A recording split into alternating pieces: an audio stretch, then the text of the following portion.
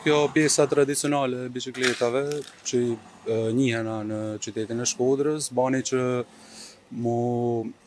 me ardh edhe ma bukur te pjesa e liçenit Shkodrës, ku mundena me dhanë një mundësi për pedalim në liçenin më të madh në Ballkan. Sidomos nga dëshuria që kanë për biçikletat, kur kanë pa që edhe këto biçikleta po pedalojnë mbi liçenin e Shkodrës, ka qenë një përqafim shumë i madh. Turistët kanë mbetur të manitur, sepse duke qenë një risi, ata shprehen që nuk e kena pa kërkum këtë lloj mekanizmit, këtë lloj biçikletet. Mbështetja nga Bashkia e Shkodër ishte tejet e madhe, ku në fillim aplikova për pjesën tek skema grantit për të ri, që Bashkia e Shkodër shpalli, dola fitues, edhe gjithashtu gjatë rrugës deri në hapjen e tij edhe mrapa ka mbështetje nga ana e bashkisë ka qenë shumë e madhe.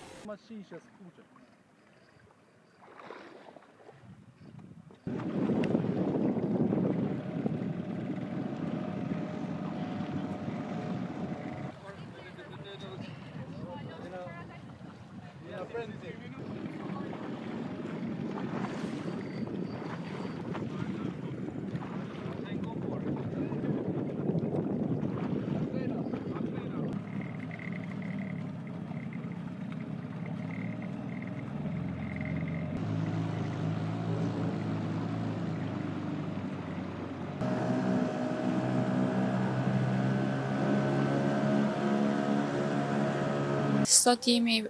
për monitorimin e projektit Biçikleta në ujë, një projekt që u aplikua në kuadër të skemës së grantit dedikuar të rinjve dhe me shumë kënaqësi rezulton që projekti ka marrë drejtimin e duhur dhe ka disa muaj që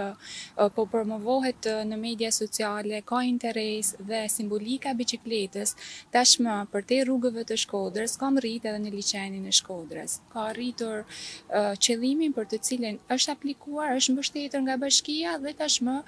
është duke u zhvilluar gjithnjë më tepër dhe me shumë kënaqësi evidentojmë jo vetëm sot, por edhe pas ditëve kur vizitojmë liçenin e Shkodrës, biçikletat shihen në ujë dhe është një tregues shumë i mirë rezultati i këtij projekti. Kjo ishte një nismë e parë e bashkisë, por jo e fundit, për të vijuar më pas me nisma të tjera të ngjashme dhe besoj që një nismë e tillë është një mundësi shumë e mirë për të zhvilluar të gjitha idetë që të rinjt kanë për zhvillimin e biznesit dhe krijimin e sipërmarrjeve të reja. Dhe shembulli më konkret është shembulli në të cilën sot jemi këtu dhe shifet edhe sfondi pas nesh që tregon më së miri të gjithë rezultatin e këtij projekti.